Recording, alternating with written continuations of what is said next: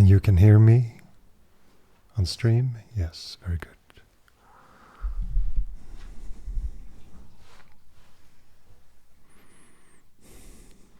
And hear as well, I hope.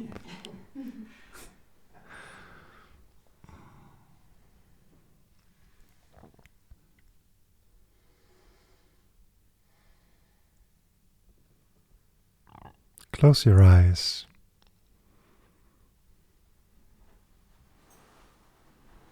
Sit comfortably.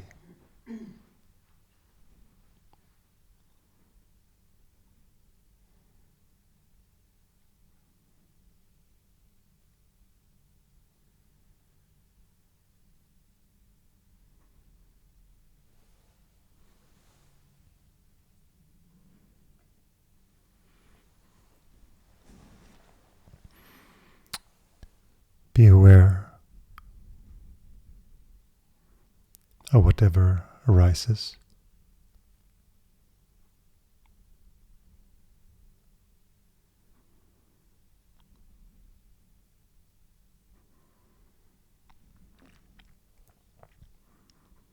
Allow the content of this moment to just happen.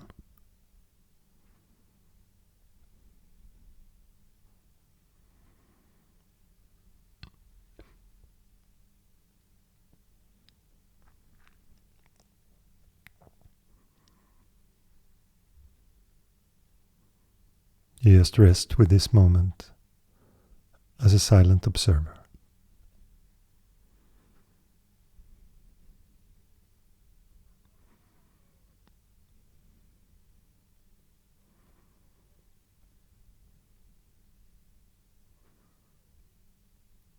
No need to try or create. Just stay as you are.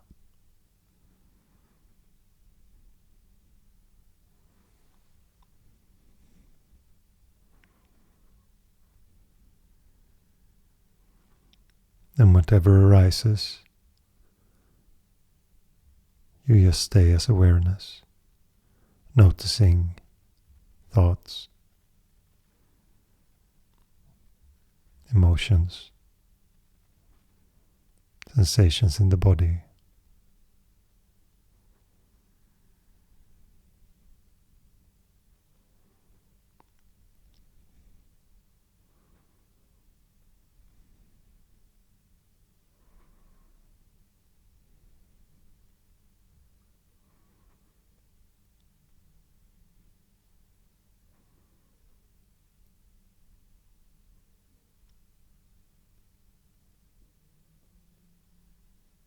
You just watch whatever comes. If there is resistance, you notice the resistance. If your state is pleasurable, just notice.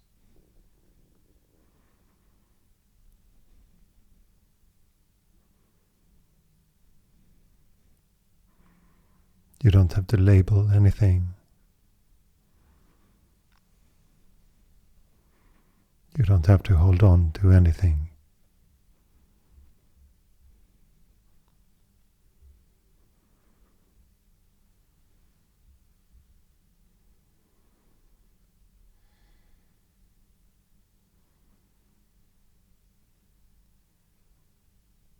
You just stay here.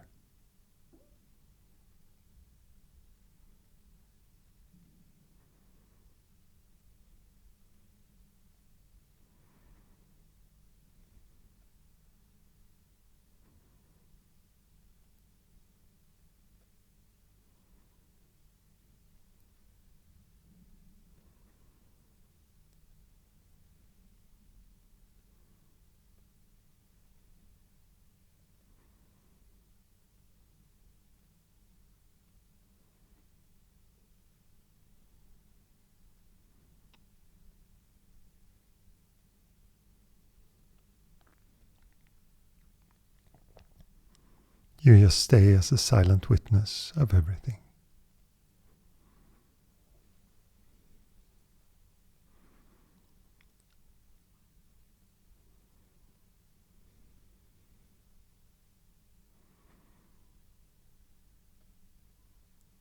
But you don't have to keep silent.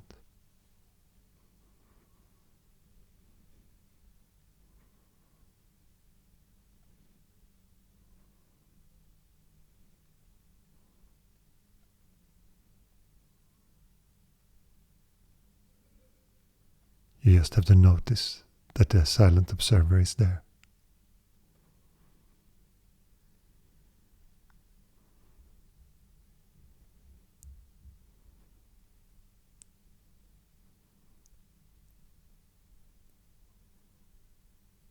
That just means to be aware of everything.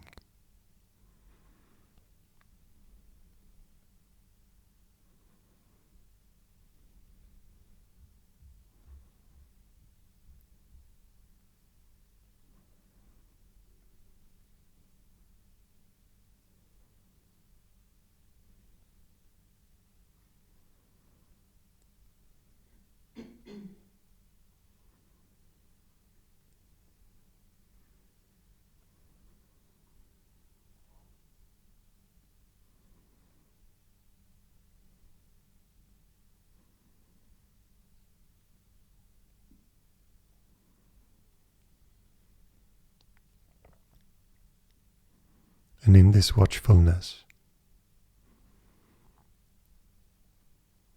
you see the coming and going of all things, all phenomena.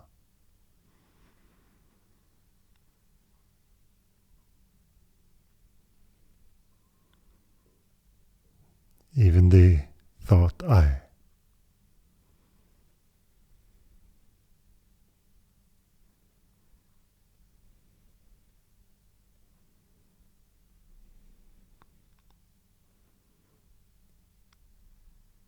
The thought that refers to you is also just a thought coming and going.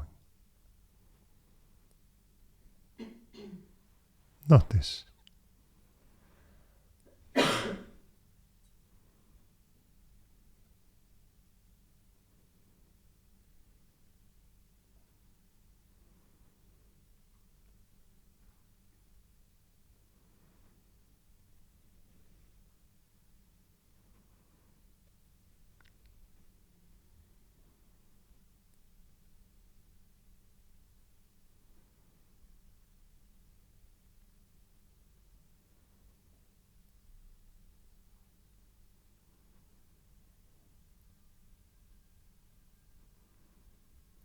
Notice the mind's effort to stay relevant.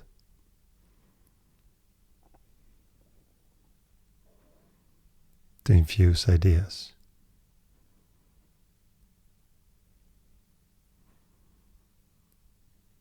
With the hope that you will believe them. But you just take this moment and you just stay as you are. You don't have to touch any thought. No matter how important or relevant it could seem. Just for now. If the thought seems sticky, you can just say, I can come back to you later.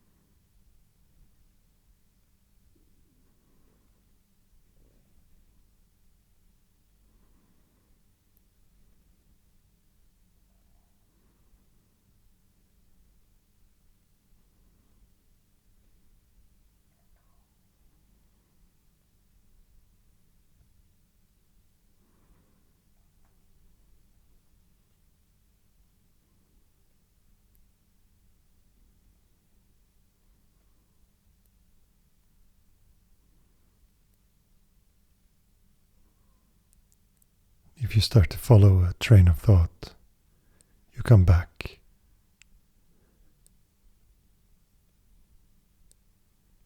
You come back to noticing, thinking.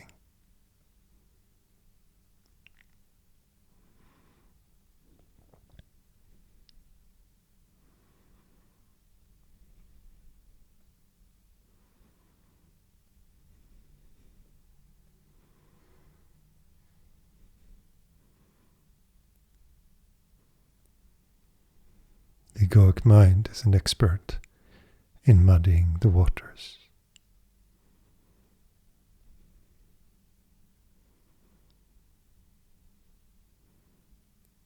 It's like a glass filled with dirt.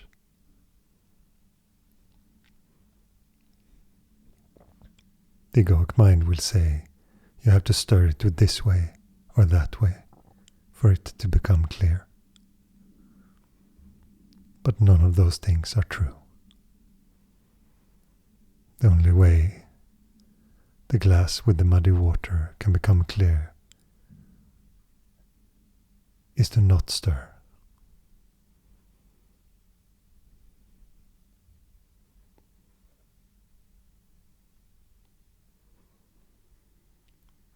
So don't touch anything.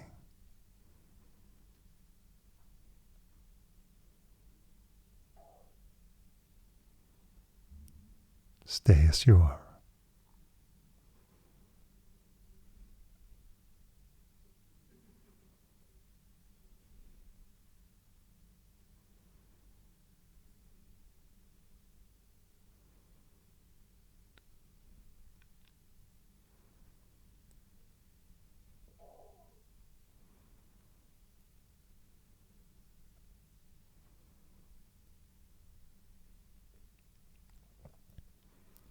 The mind will try its tricks.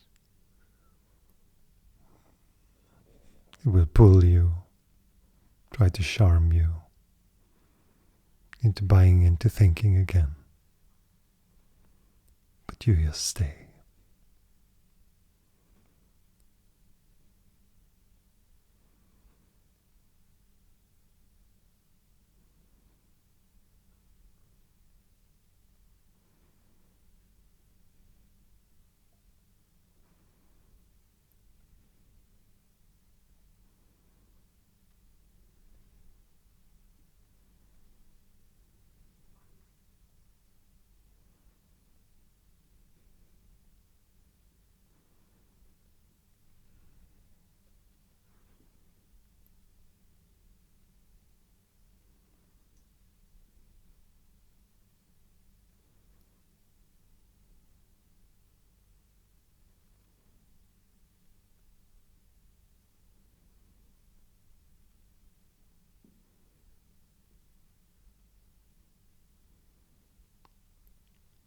Not touching anything.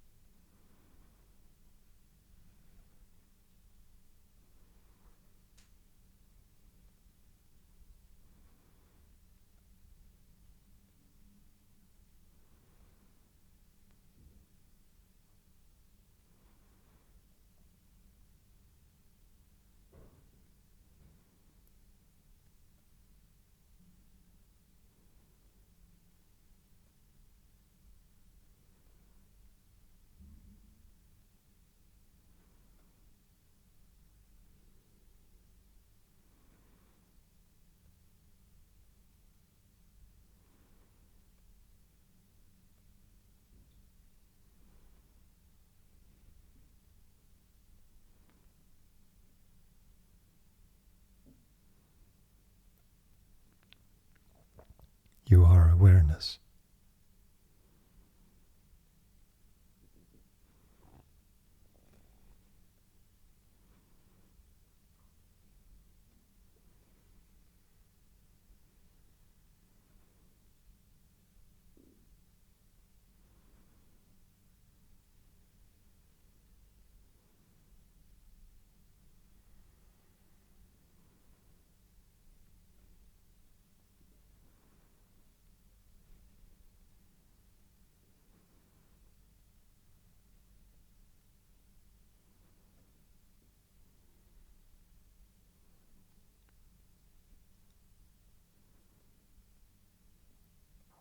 Peace is your nature.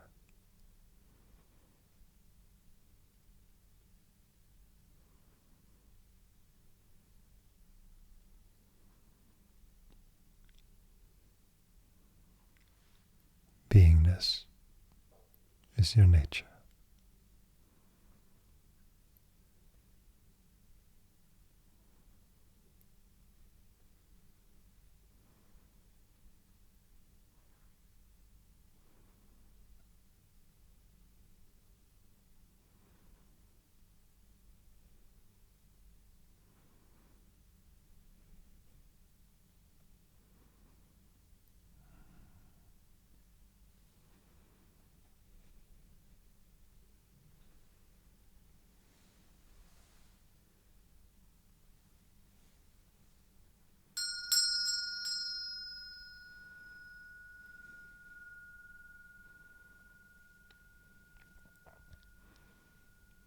You can open your eyes,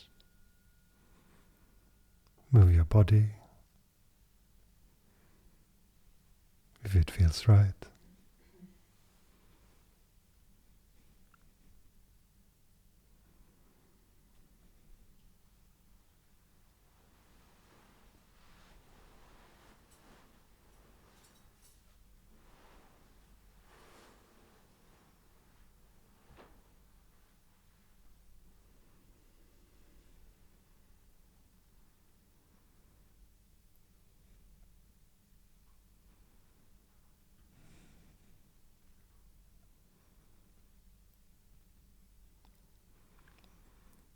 Is this difficult? Is there a great effort involved?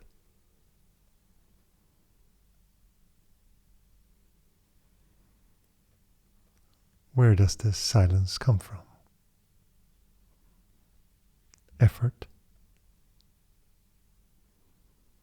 Does it come from trying?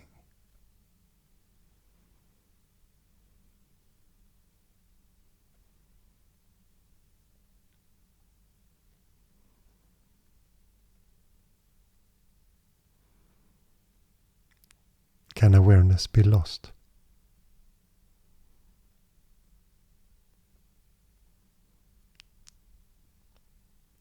I've heard some of you say that it is lost and that it's coming back.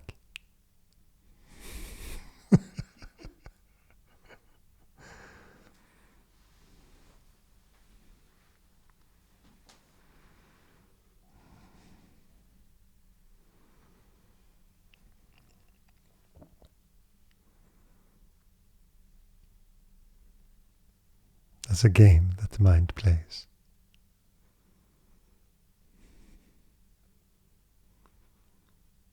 It refers to what is permanent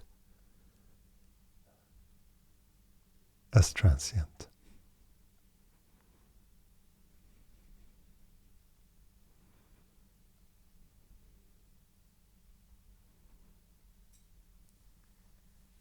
And the egoic mind loves to say, you're going to be stuck in this state forever.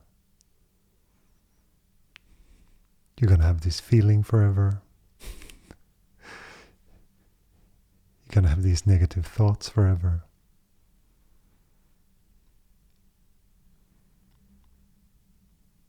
And how is it possible that we can buy into things like that when it's so obviously false?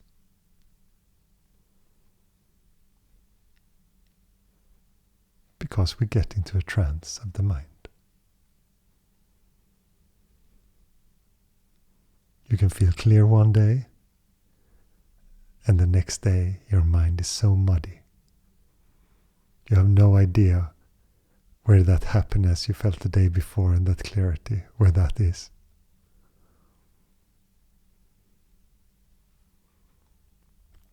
And the mind will say in that clear and happy moment, this will also stay.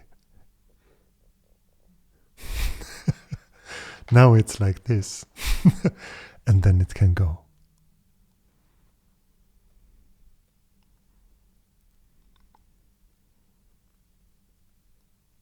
Because all these states, all these ways to assign the experience to a someone.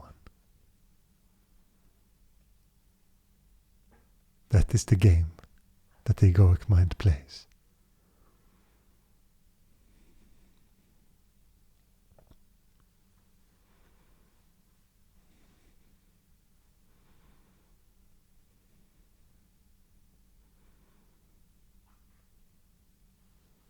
Trying to make that someone a relevant entity. Or, even better,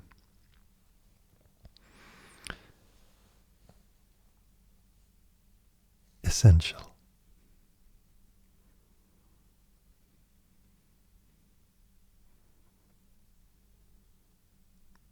And the weapon that the egoic mind has is fear.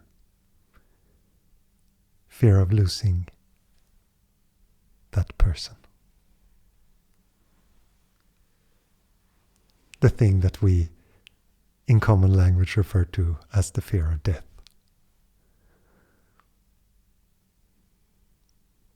But the fear of death has nothing to do with actual dying. It's the symbolic fear of the egoic mind.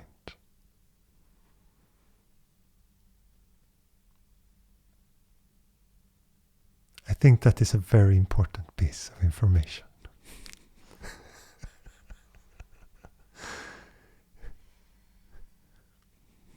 Because otherwise you can believe that the fear of death is something else.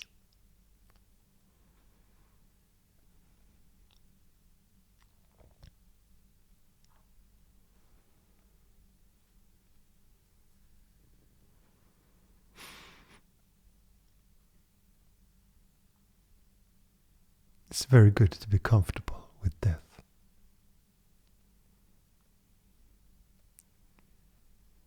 Because the uncomfortableness of it makes it important. You understand? It makes it have power. If you want to avoid a conversation about death at any cost, then it really has its grip. You make it so important. And when your conversation about death feels very casual and normal, it has no grip.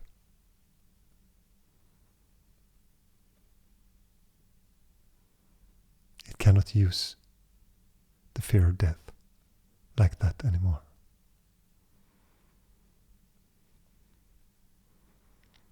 And it sounds very specific, this fear of death, but it's actually just the source of all fears. They're just versions of the fear of death. The fear of being lonely, insane, not loved, all these, is that they somehow, in the end, would lead to death.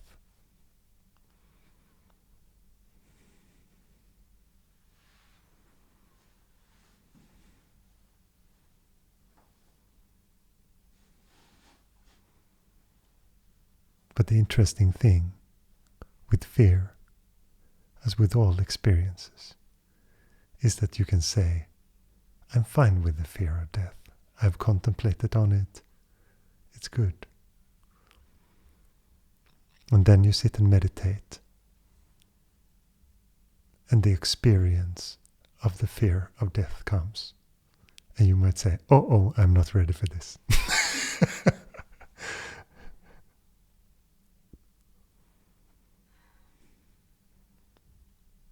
Because the experience of things is not what you think it will be. In your mind you have meditated, and when the fear comes, you will be the witness, the observer. But suddenly there is this experience of dying.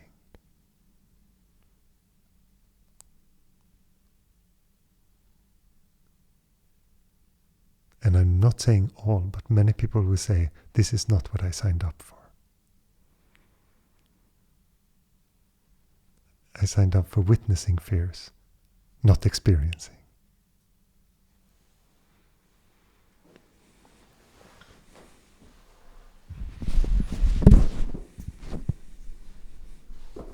Isn't that the point of it, though?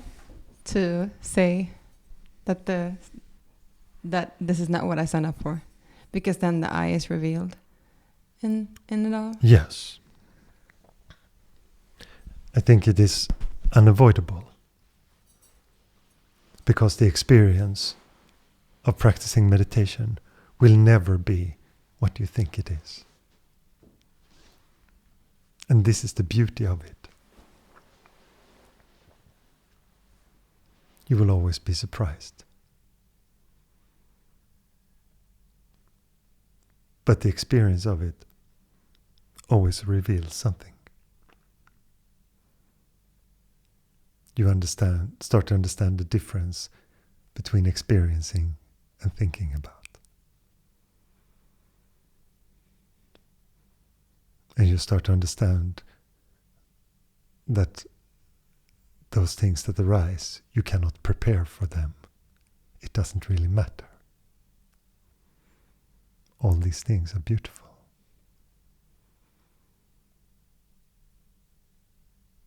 Because if you understand that they will just happen as they happen, they will unfold as they unfold, you can relax. Before that, you might think all the time that you have to be prepared.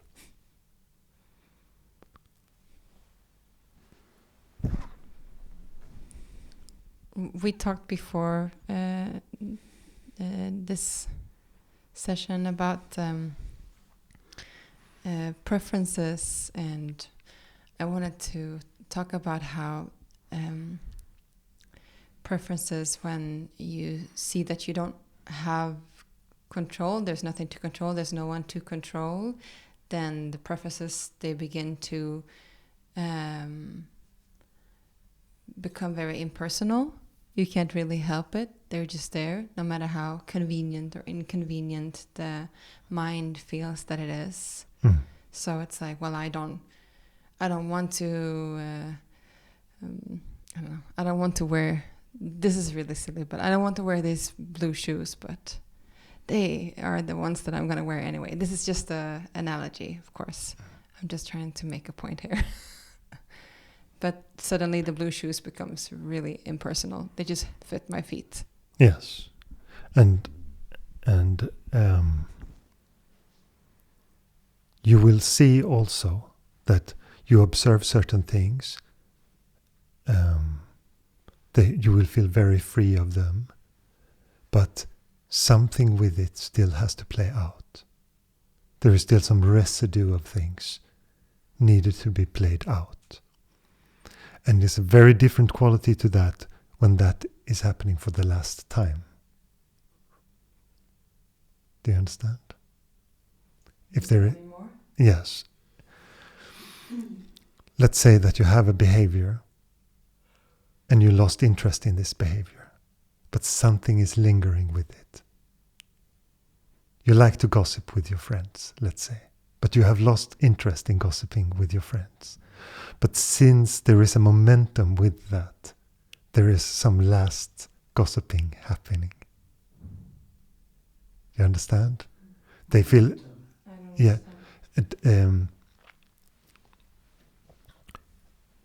There is like a movement that is there. You know, when you momentum is if something has speed and it loses speed, even when it's about to go to a complete halt, it still has some momentum. It still has some speed, but it's slowing down. This is the same when things are leaving. Is that what you meant? No, but it's interesting. Can you tell me more about this? I don't fully understand what you mean. Yes, but because we talk about, when we talk about karma, we talk about that it creates action. I talked about this many times. Maybe I have to talk about it again. Blank faces. Many teachers, many non-dual teachers talk about getting rid of karma. But the idea that most people have of karma is the idea that is presented to them through popular culture. That is some kind of balance. If you do a bad thing, karma's gonna get you. If you do a good thing, karma comes back to you. This kind of idea. But that is a very popularized version of what it is. And it's a very judgmental version. I would say it's a very Western Christian way of looking at the karmic idea. Because karma just means action. And if you are invested in that action, identified with that action, then karma continues. And when your identification with it stops, then karma vanishes. But in that stopping, there is this momentum. Can you follow this? If there's something that I need to clarify, please tell me. Can you give an example, please?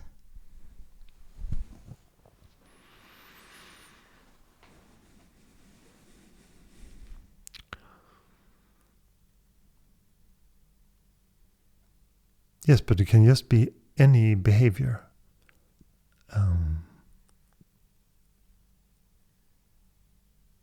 For example, let's say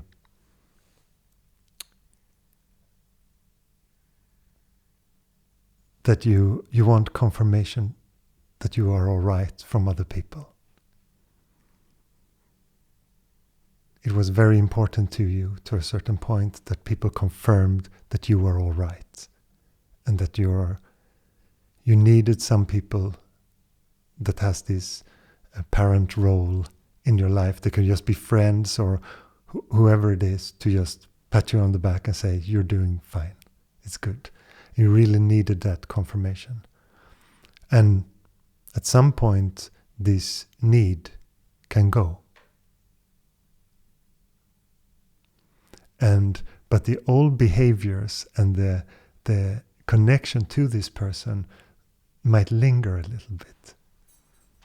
Those behaviors might continue. And even though you no longer feel you just do it because it's still there. But at some point it will be completely lost and you won't look for it anymore. But maybe 2 or 3 times you ask for this confirmation, it feels empty to you, it does nothing, but it's just the behavior that is continuing. Is that clearer? Mm-hmm. Good.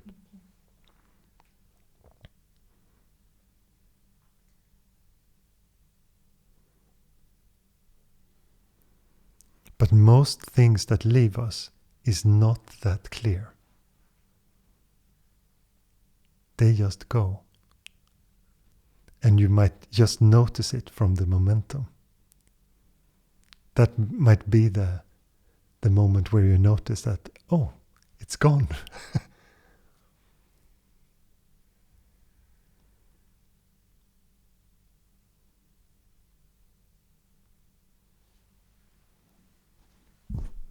What is the difference with some fears left me with a bang and some fears just left in complete silence?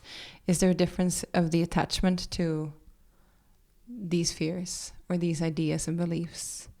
Or is just the nature of the different fears and beliefs? Yes. Sometimes it's very obvious and you're confronted so directly with your fears. And when they're lost, it's super obvious. And it also depends on the nature of the fear. Because we don't talk about many of the fears as fears. They're just normal. Loneliness, the fear of insanity, death, all these things are very normal. And people wouldn't say that they're really afraid of them. They would just say, oh, I feel a little bit lonely, or I feel like this and this. And it's just a normal. We just talk about it as normal. But if you have arachnophobia, fear of spiders, or fear of dogs, or something like that, then it's very much, the fears can be so on the nose, and if they're gone, it's so obvious, and you would also have a story to tell about, oh, I'm no longer afraid of dogs, or I'm no longer afraid of spiders. And that is just also the environment around it and how we see different fears. And all the things that we can have some shame with, then it makes it very, very complex. Then we start to suppress things, and we don't want to show that we're feeling lonely, or all these. So the more normal the fear is, like from a societal standpoint, usually it's more difficult to detect, because we just think of it as a normal thing. But as soon as it stands out, it's easier. Then people around you say, you should go to therapy, you should take care, go to hypnosis, get rid of your fear. It will be much more like that. But all the fears spring from the same source. So they actually, even though we in our society make a difference between the different fears, in actuality they're all springing from the same source. And they're not so different.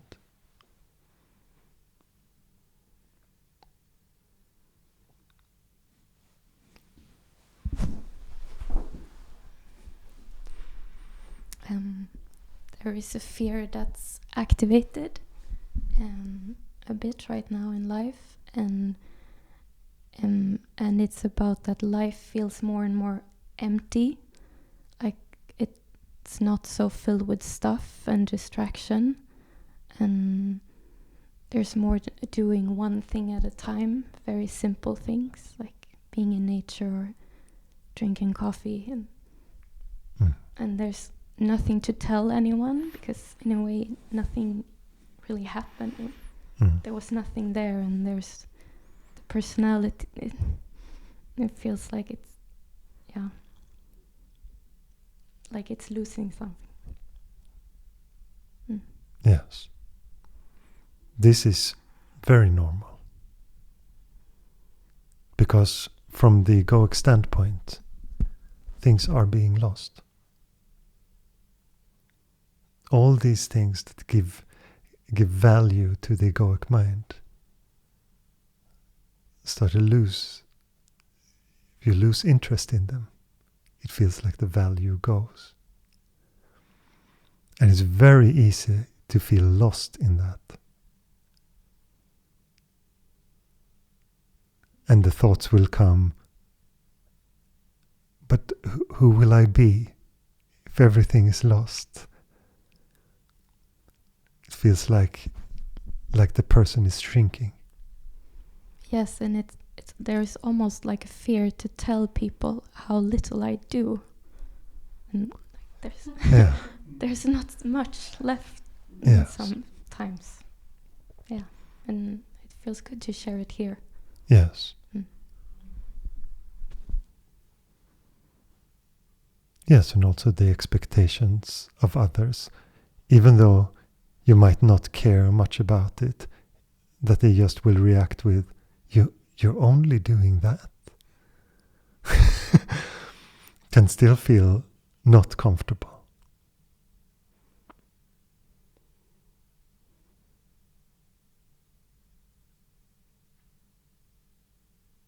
And the difficulty with giving life itself space is that the egoic mind says, come on, you got to fill this. You have a void, you can fill it. You can take up a new hobby, have some more friends. You can do this and this. And it prods you to really do more. But if you lose interest in that, and you just watch and you continue, you stay, it's also very spacious, also very beautiful. No? Yes, but it's not so much like a revolutionary spaciousness or anything. It's more a clear seeing that the less stuff there is, the more the small moments happen of where it just feels really good.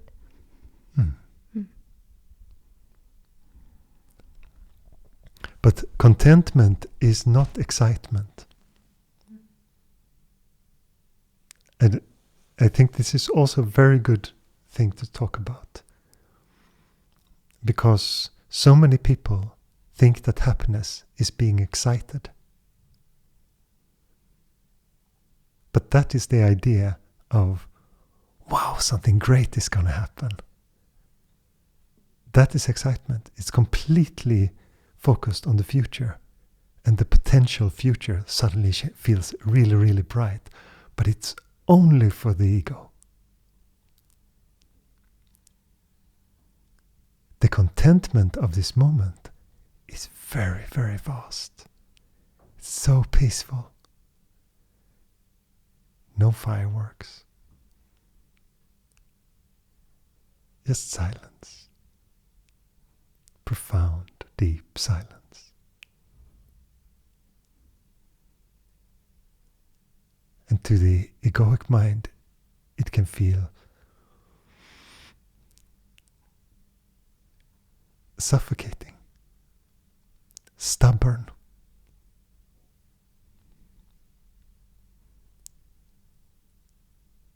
immovable.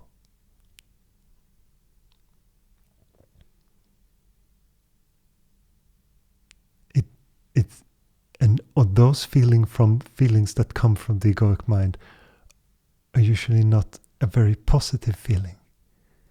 And in a way it feels impossible for the egoic mind. It gets tired of it. It says all these things. But what it's talking about is just the natural isness of things. It's just a clash when you stay with it.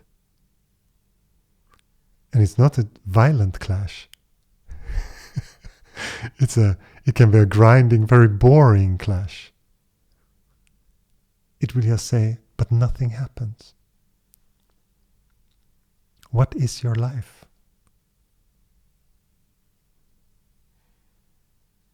What have you achieved? It will say.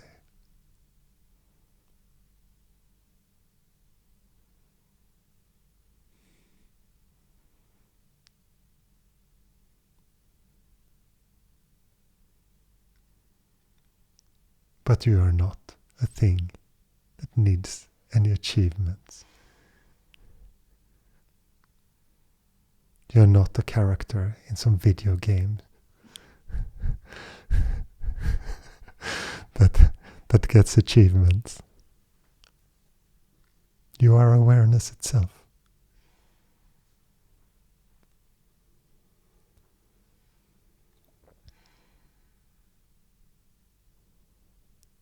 And investigating beyond what is comfortable is the most beautiful thing.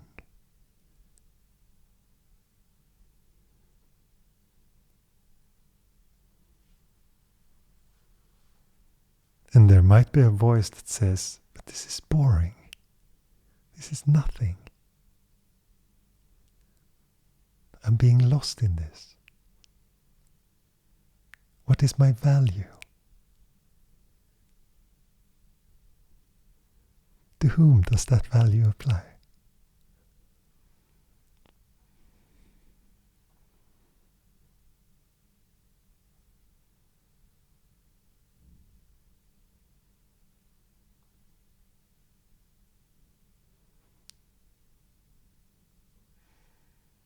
Because one side of feeling valuable is that the other side is that you will feel worthless. Because it has criteria.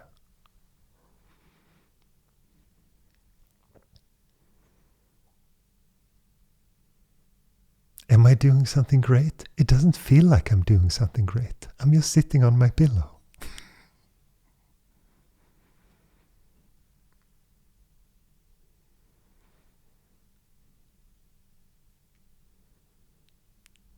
But who is that greatness for?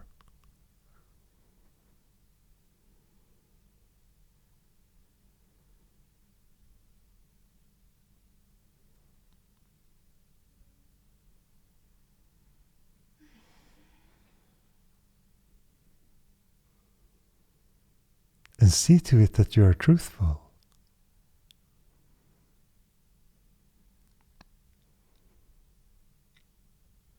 That you really allow the things that are there to also be expressed.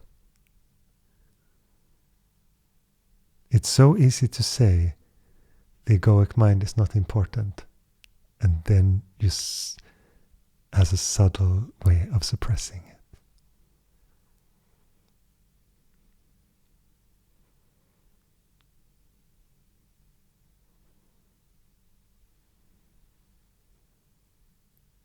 Because to really allow all the things is to really allow them. If there is a subtle resistance, it's still resistance.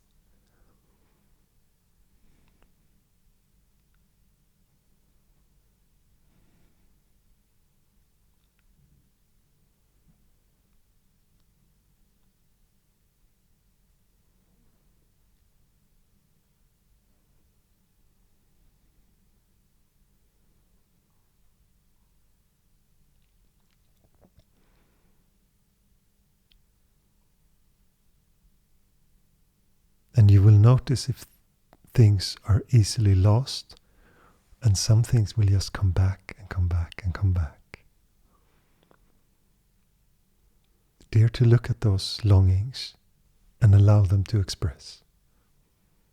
It can be super simple, just sitting with them. But sometimes it has a physical manifestation, what is needed. And it will show itself if that is needed.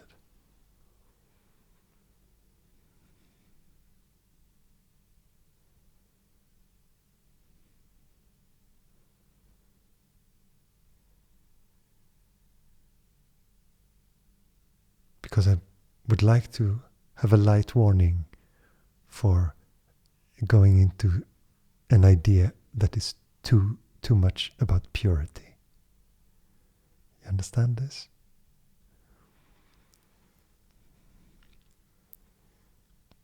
Because it's a very common trap.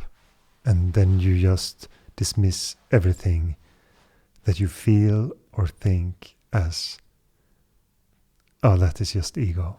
I don't have to even have to deal with it in any way. But it has to be accepted. It has to come, allowed to come to the surface. And you know that they sometimes say, may all your dreams be crushed. And it is that. It is allowing the expression of it, if there is something. And perhaps you have to take that all the way to a certain point and to show yourself, oh, this didn't make me happy. But there was this idea that was pulling.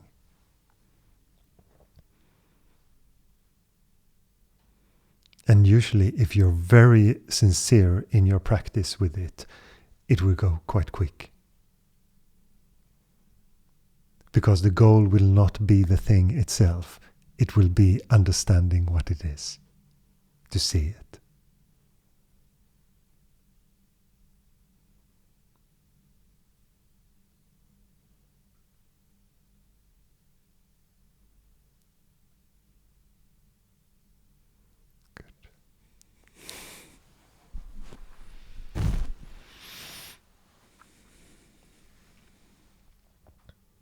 Any more questions today?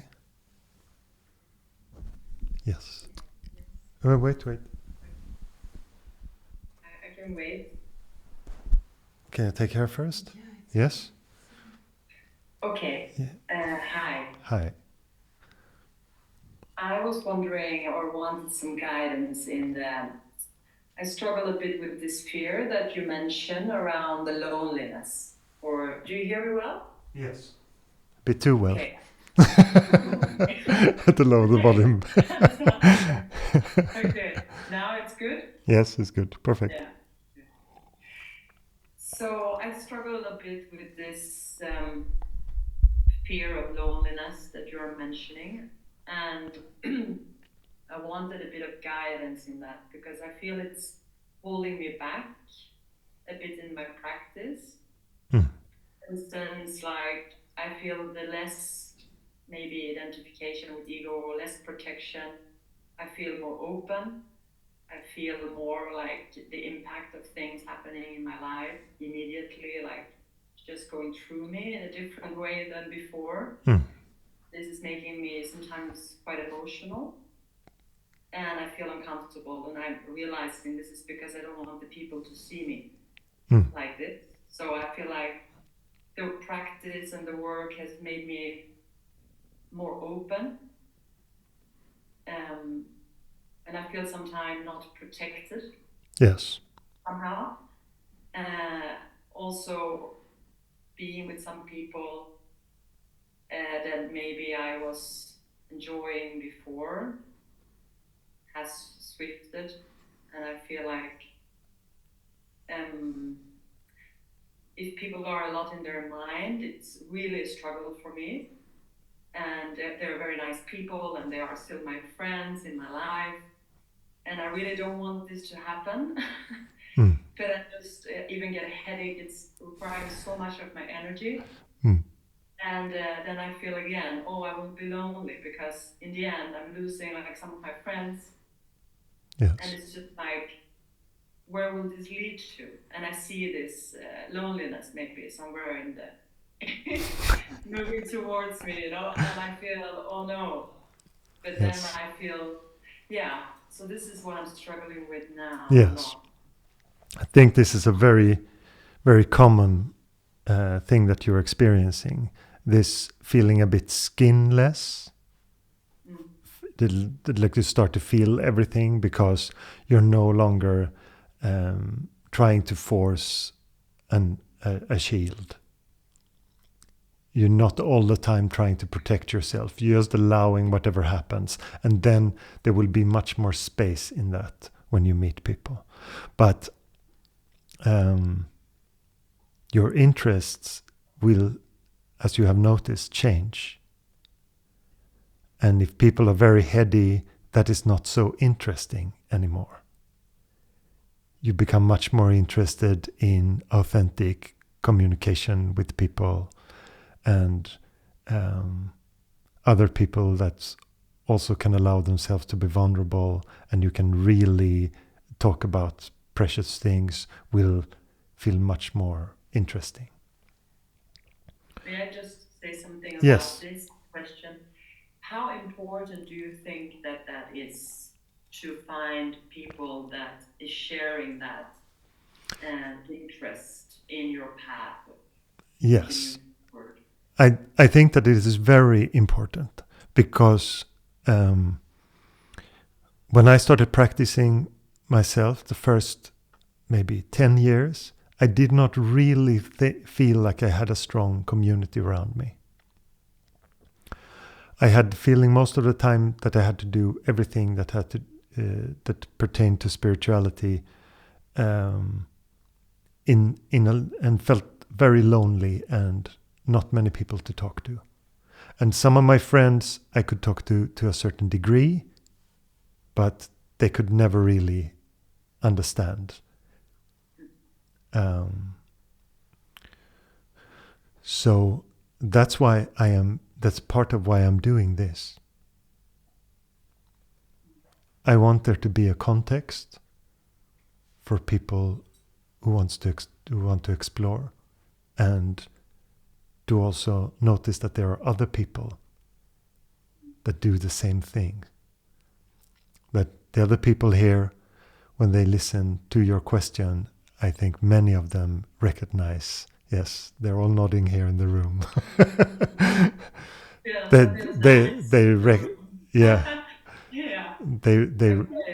It's also very nice to have this space, I want to say. Yes. For me, this is the only kind of space like this I have at the moment. So. Yes. So these kind of contexts become very important, because you understand that it is not that kind of you're not the only one doing this or being interested in it, and also that you just can feel get some power from that there are other people interested in the same thing. But in your going down this path, it's not really a choice. It's not the idea that you could say at some point, I did that, and you get scared and you want to leave it for a while. But if the door has opened in you, you will always long for it. If the spark has been ignited and you start to see what awareness is, you can say, I'm not interested in that right now, but it will always come back. And your life will change. And the people around you will either change, because they will also have no choice. Because if you are different, they will act differently. And over these 25 years that I've been practicing meditation, I've seen my family and my relatives, how they change. It's probably just because I am different, so they relate to me differently, but there is no choice in that. It just happens. And there's probably some friends that thought that this guy is going crazy and I don't want to be part of that, so they started to avoid me. That's fine. And some friends just evolve with it and stick. It all happens as it should happen.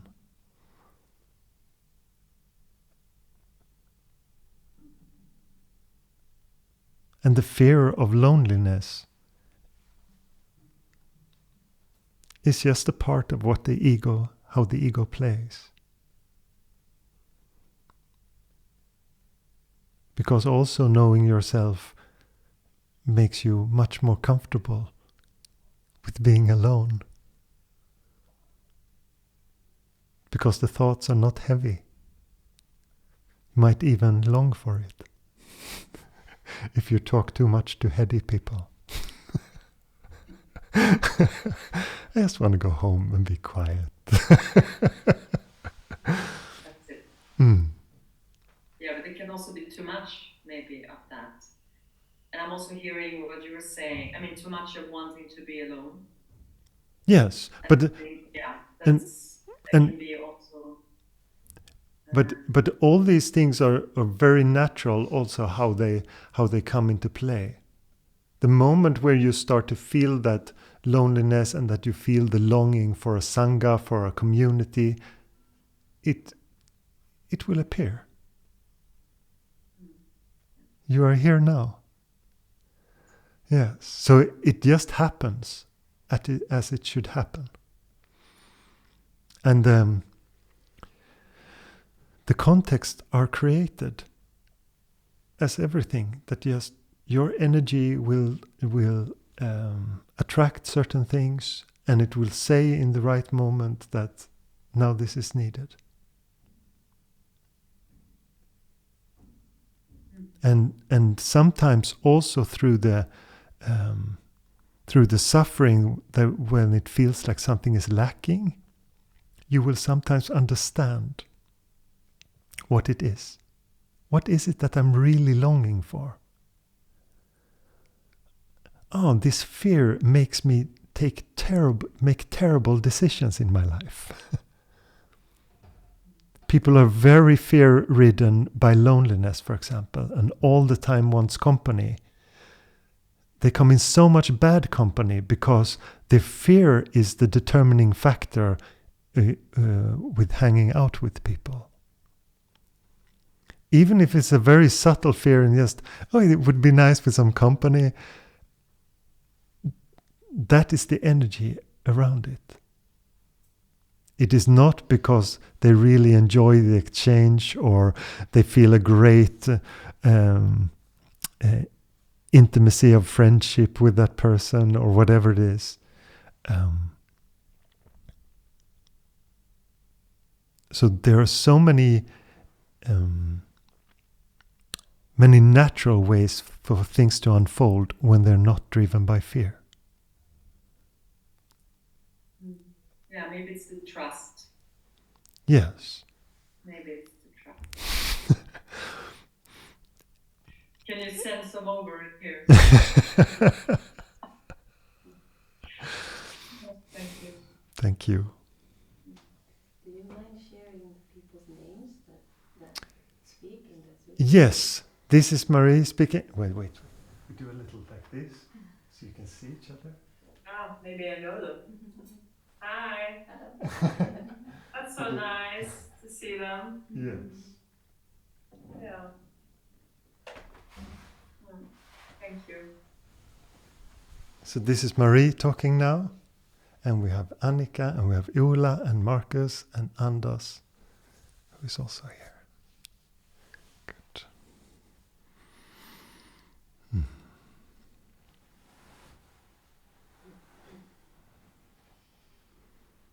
Can I ask another question? Yes, of course.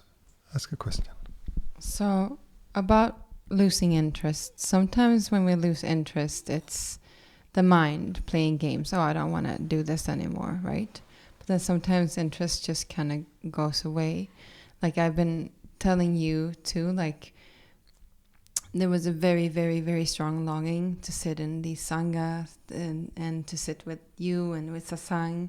And then at a certain point, I stopped almost hearing what you were saying. Like it didn't become relevant anymore. It wasn't about what we were talking about. It was more about just sitting in silence.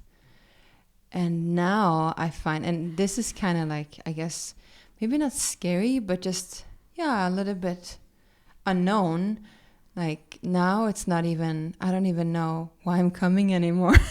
It's like, I want to, be here and listen and meet you and everything. But I also, there's other spaces in life where I find the similar, like it doesn't, the space itself doesn't matter as much. Can you understand what I'm saying?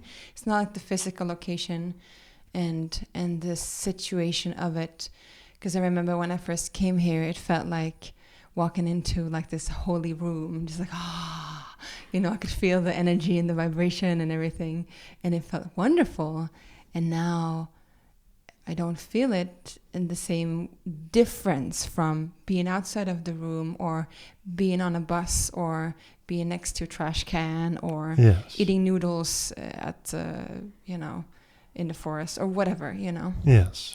It's still fulfilling even when I'm sitting next to a trash can and listening to R&B. Yes.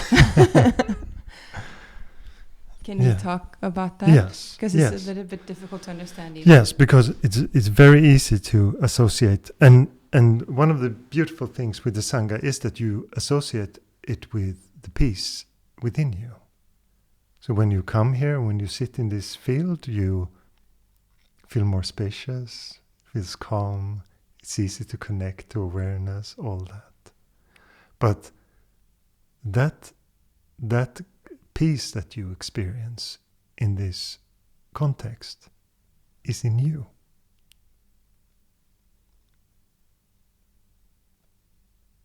And I know that the experience can be that I'm somehow transmitting that peace to you. But actually, I'm just reminding you. It doesn't even have to be words. You can just sit together in silence and you will be reminded. Awareness.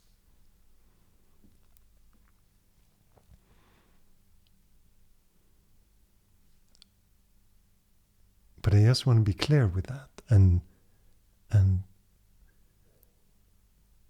no, one of my teachers, he was joking with one person who said, every time I come and sit with you, there is so much peace. And he said, so what is my transmission radius? Can you check it? If you go 50 meters away, is it still there?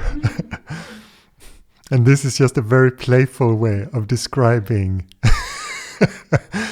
where does that peace come from?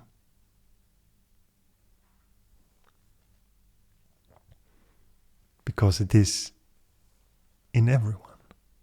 It's just that we are taken by the trance of the mind.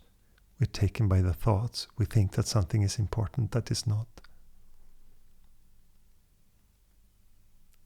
And then we're in that game, in that world.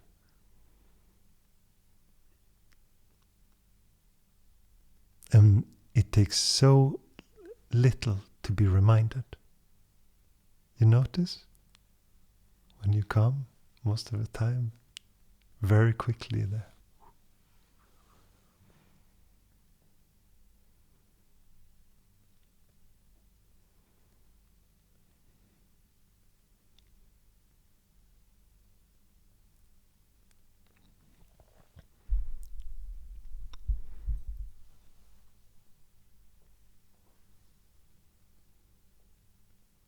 And you can have the feeling that you're chasing meditation. That you're trying to catch it in your daily practice. When you come here, holding on to it. But at some point it starts to come to you.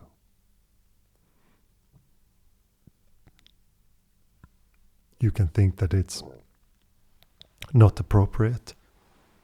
The moment when it comes. It's not the right moment. It's not supposed to be a meditative moment. You're doing something else that feels completely non-spiritual, and suddenly there is just nothing but this moment.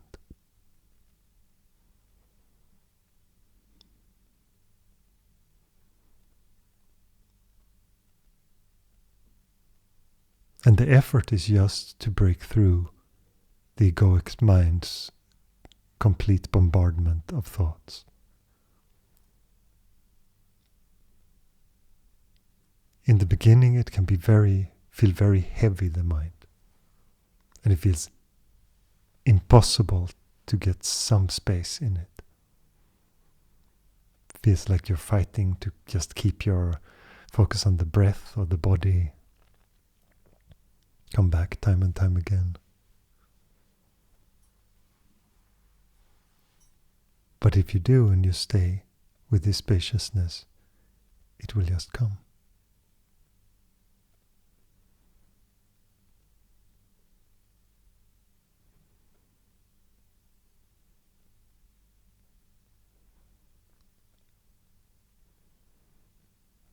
And depending on your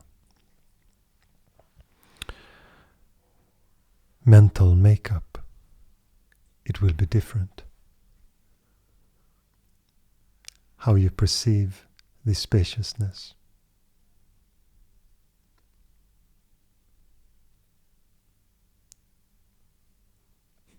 It can be perceived like almost somewhat of a disappointment,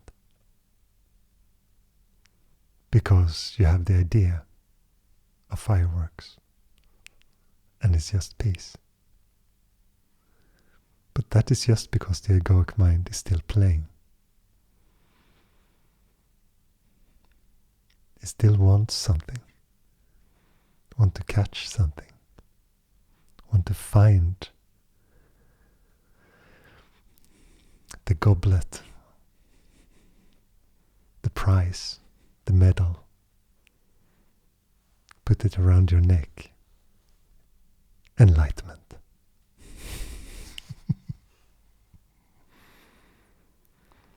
But it's not like that. Peace is just peace. It's not an achievement. You're still not a video game character.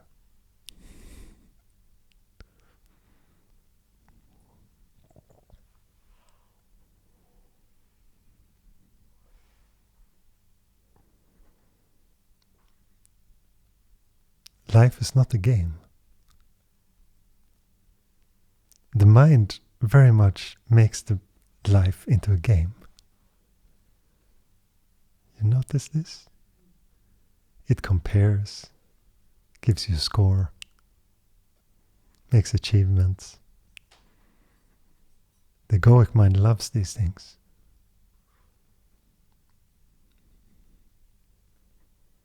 The mind says, if you do that, you will level up.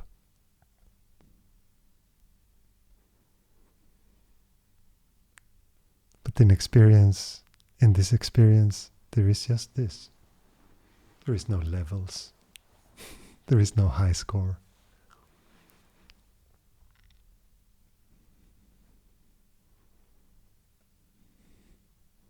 Because that is all in the mind.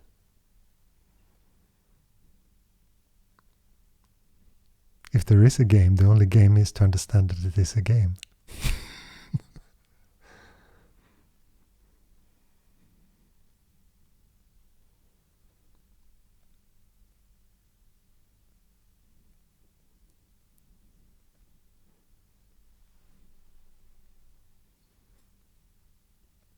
It's just awareness of game happening.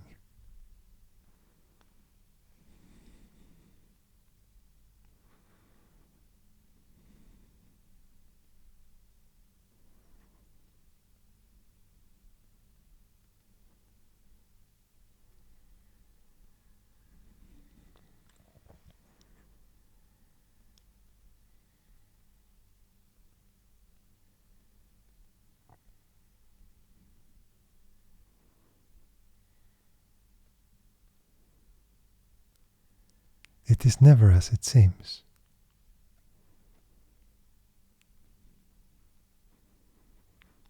Because the quality of seeing the world in a certain light is just that. It's a creation.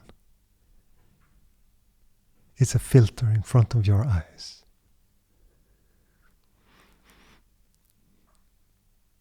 If you're looking for something magical to happen, you have to live that.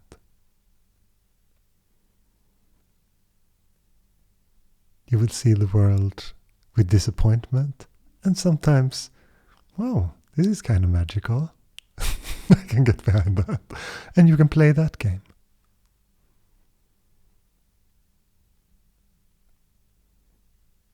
And you will say, this and this gives me purpose. This gives me hope. Okay.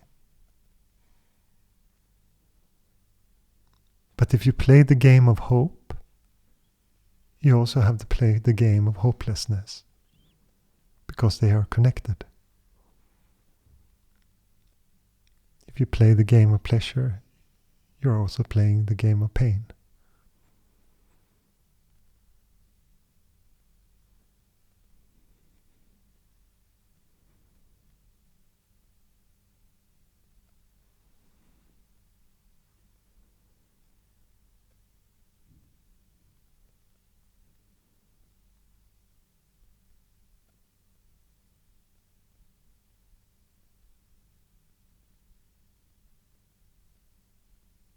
And it's good to question these things. Ask yourself if the things you're doing in your life is making you happy. This is a great thing to contemplate. Just think about it.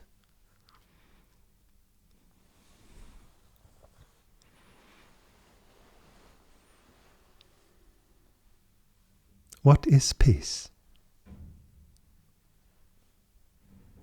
When do you feel truly peaceful?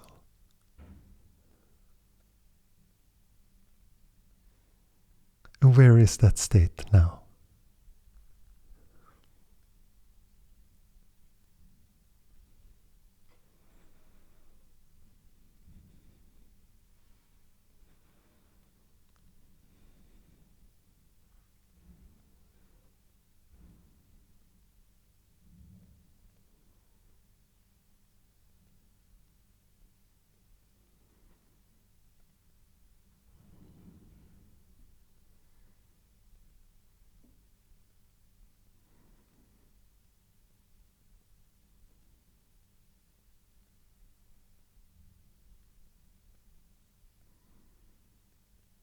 And be careful with the mind's conclusions. Because the egoic mind loves the black and white conclusions. Oh, there's nothing I can do in this non-dual meditation. I give up. But the give up is just giving in to hopelessness. It's not really giving up.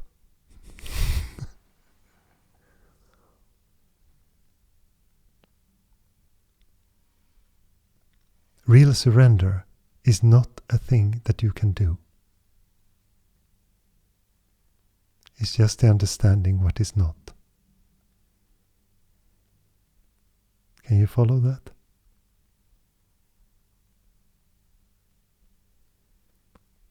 Can I ask another question? Yes. I don't follow with this. And I want to know what is for you the meaning of life? To know yourself. If you want to put it very simply, to know what you are. Because you can put any kind of meaning to anything. You can say that things has a purpose. But the quality of beingness is a sense that it's all as it should be. And there is no stronger sense of purpose than that. Because if everything is as it is, there is no question of meaning or meaninglessness. Because the whole idea of meaning belongs to the egoic mind. Because it has to be meaning for who? Who is the one who is going to be fulfilled by this meaning? And that one, does that one exist? Is that an entity? Are you that person? Or is that just a thought that comes and goes?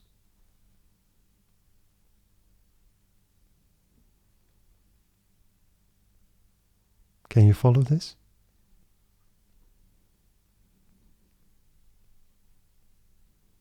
Yeah. I feel there will be the emptiness and there will be... I'm thinking also like it could be meaningful to do something for others. That could be meaningful. That it doesn't have to have the I as strong. Yes. Like you now, you're here in this. Yes. There is things that are true seva. That is really just giving in the moment of your time and your energy to help others because it is needed. But the problem with most helping is that it comes from a very strong sense of I. It makes you the helper and the other one the helpee. There is no freedom there. And it creates dependency from the one who is being helped to you. I'm sure that you all have been in this situation at some point, trying to help someone, and then they just come back again and again and again with the same. Maybe you're just the friend that listens to them, and all they do is like use you as a garbage can for all their bad. Oh, this person really listens. I'm just gonna again. All these things. So the greatest thing that you can do for others, if you're really interested in helping someone, is to know yourself. Because the freedom that you create from that is also their freedom. You will be the reflection of that with them.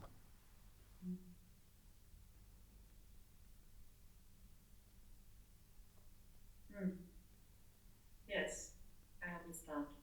Because if you come from a standpoint of division and fragmentation in yourself, that is what you create. Even if you want it or not, it's so easily to create more of that. At some point, when you're trying to unite people or whatever you're trying, you will give in to one of your fears of the egoic mind, and you will create some kind of rift. But if you're at peace, you will allow people to be at peace. Allow them to be as they are. And they will come to you and they will say, what is it that you do? I want to feel I want to feel like you are feeling. How do you do that? And you don't have to preach anything. You don't have to sell people on the idea of meditation. You don't have to do any of that. It will just happen.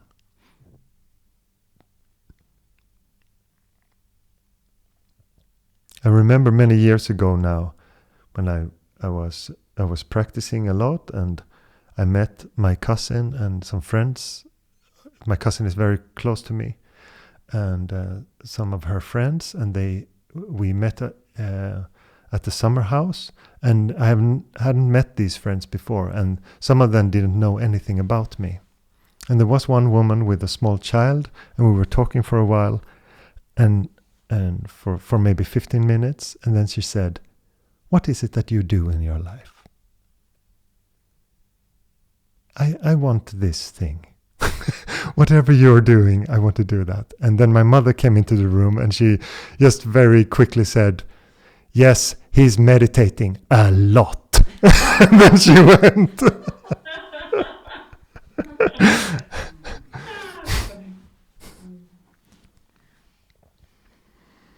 But people will come like that, very naturally, very spontaneously, and just ask.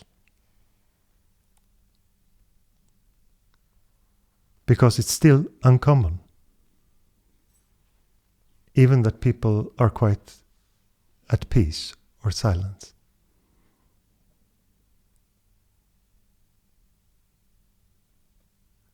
So if you practice regularly, if you're sincere, if you're honest with yourself, these things will happen. Don't focus too much on being enlightened, or just do your practice.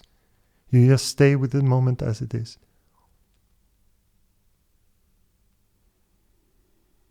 And when you are peaceful, people around you will automatically change.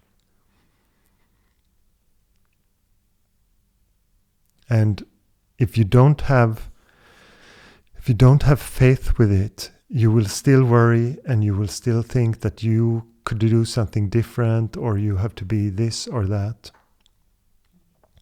But if you trust, you can just relax. There is no alternative version of your life that is different. This is what is. And accepting that is what we call trust in something greater or faith. But it's ridiculous in a way to call it that, because it is nothing. It is just not distrust.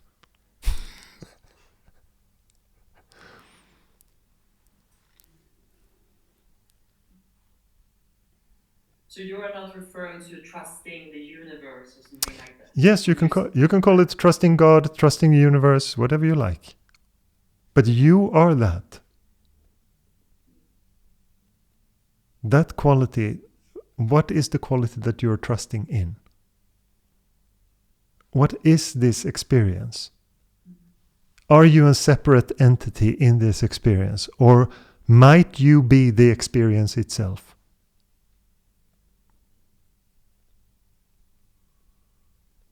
Both the consciousness of it, all these shapes and forms and things that happen, and the awareness of it. All of it is you.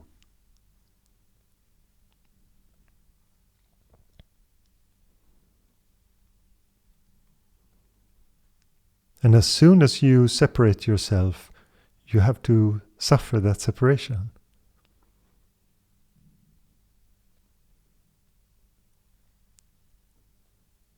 And the suffering of that separation and you're conscious of it, is what we call spiritual search.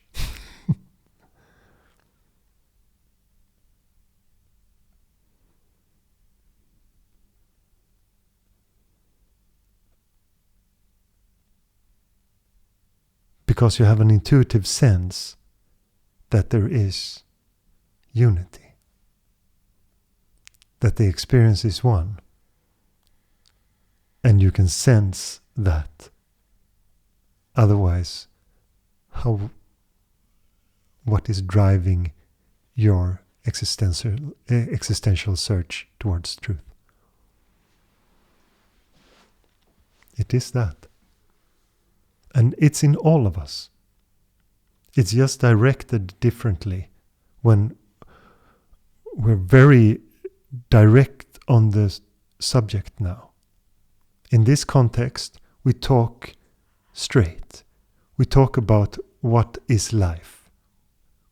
In other contexts, you can talk about it, but very convoluted.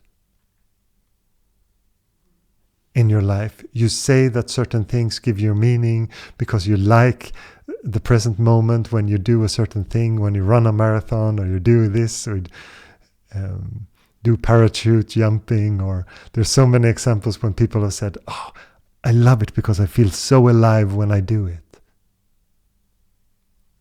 Because there is nothing but the present moment. Everyone is looking for the same thing. It's just that we talk very directly here about that.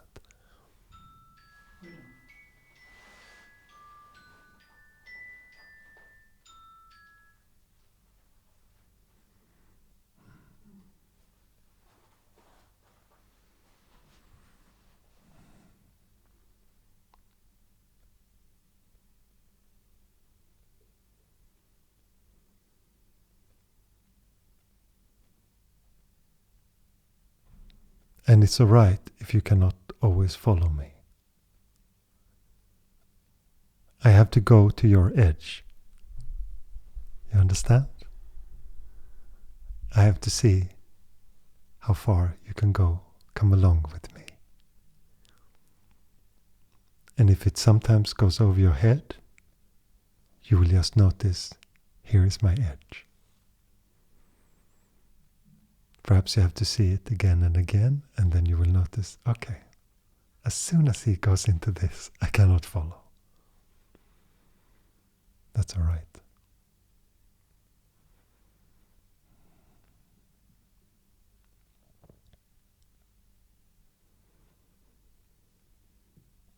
Any more questions today?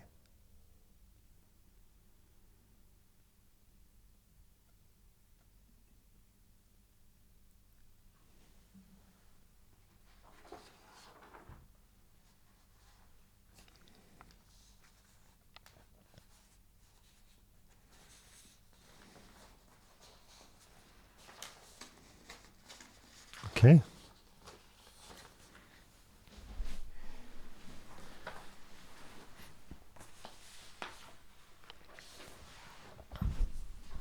Let's sing something.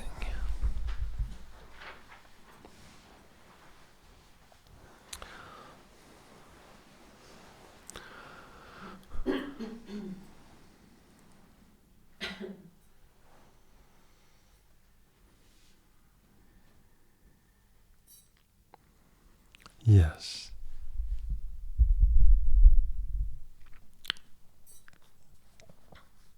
It's the only one in English. Door of My Heart. Maybe some of you know it. No? I sang it in church the other day. Okay.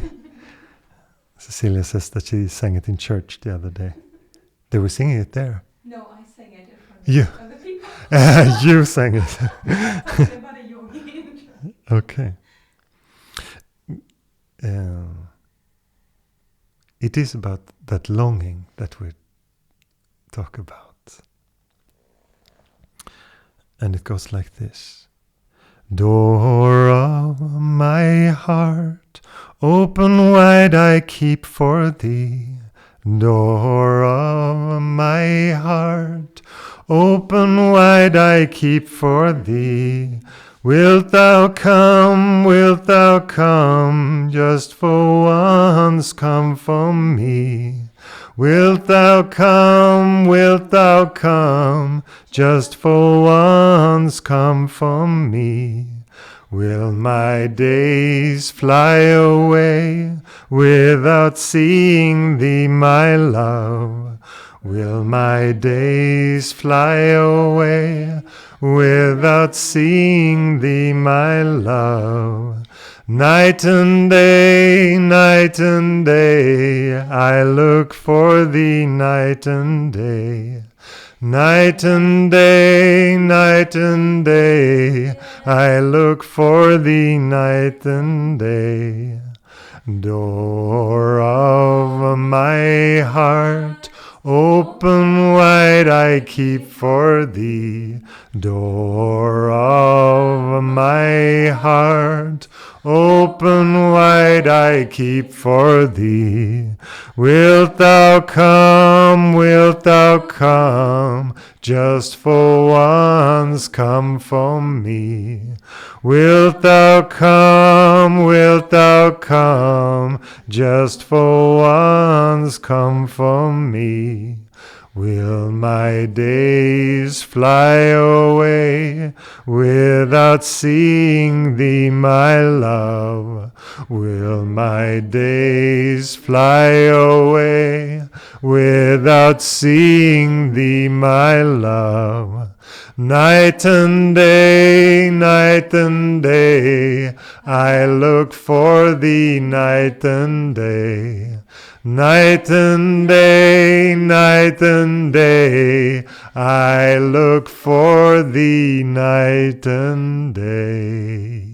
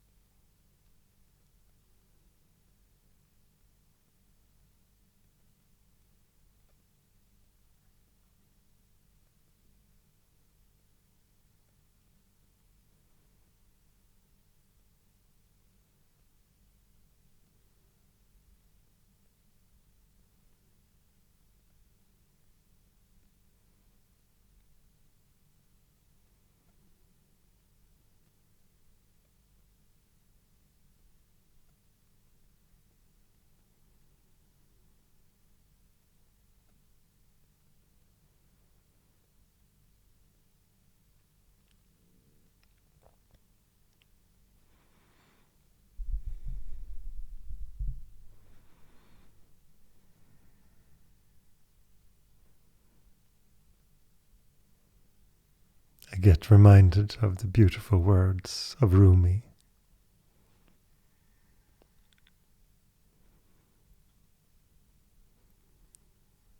Longing for God, I was knocking on the door, only to realize that I am knocking from the inside.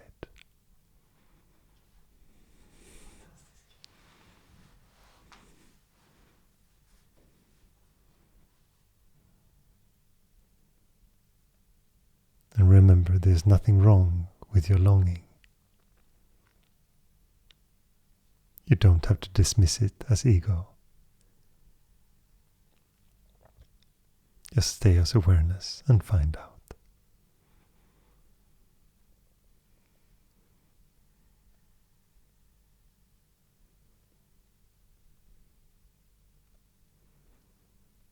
Thank you.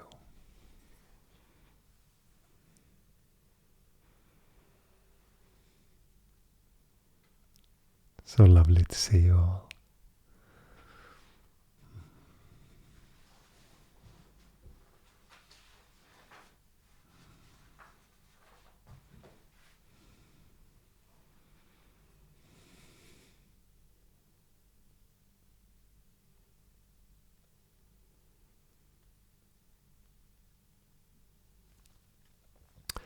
And give a donation if you can. It helps. Thank you. Take care.